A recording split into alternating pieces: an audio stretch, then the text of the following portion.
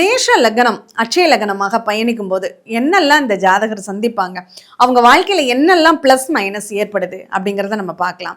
இந்த செவ்வாய், மேஷ லக்னத்தின் அதிபதி செவ்வாய் தான், அவர் தான் பிரச்சனைக்கும் காரணம். இந்த மேஷ லக்னக்காரங்க வேற வெளியில எல்லாம் பிரச்சனைகளை எதிர்பார்க்கணும்னு அவசியம் இல்லைங்க.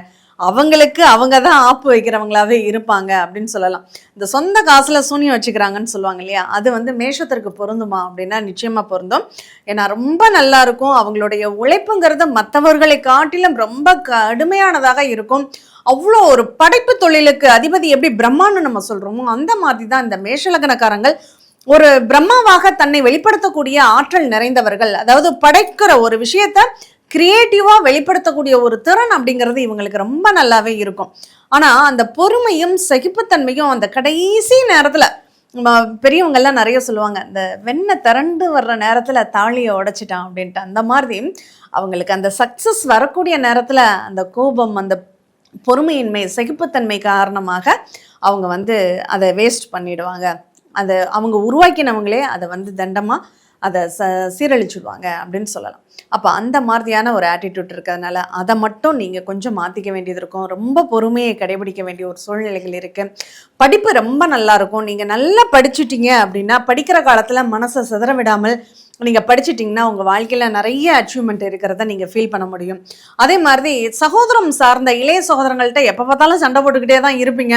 அந்த அக்கா தம்பியாக இருக்கட்டும், அண்ணன் தம்பி தங்கச்சியாக இருக்கட்டும், சண்டைங்கிறது இருந்துக்கிட்டே தான் இருக்கும். ஃப்யூச்சரில் கூட இந்த மேஷலக்னம் நடக்கும்போது சின்ன வயசுலன்னு இல்லைங்க, பெருசானாலும் இந்த மேஷலக்னம் வரும்போது அவங்க கண்டிப்பாக இளைய சகோதரர் கூட சண்டை போடுவாங்க அப்படிங்கிறது தான் இதனுடைய நிகழ்வு.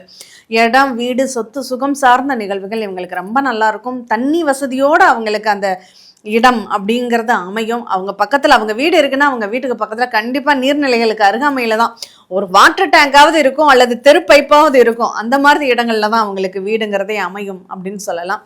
பூர்வ புண்ணியம் அப்படிங்கிறது ரொம்ப சிறப்பாக இருக்குது. அவங்க தாத்தா பேர் சொல்லக்கூடியவராக இருக்கார்.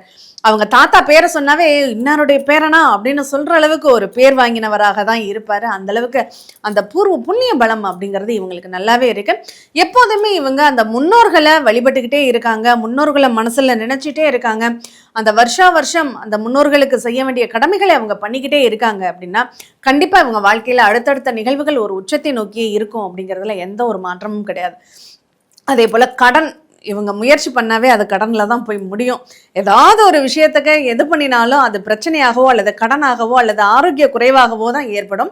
தைராய்டு சம்மந்தப்பட்ட, ஹார்மோன் சம்மந்தப்பட்ட பிரச்சனைகள் இவங்களுக்கு ஏற்படுறத பார்க்க முடியுது.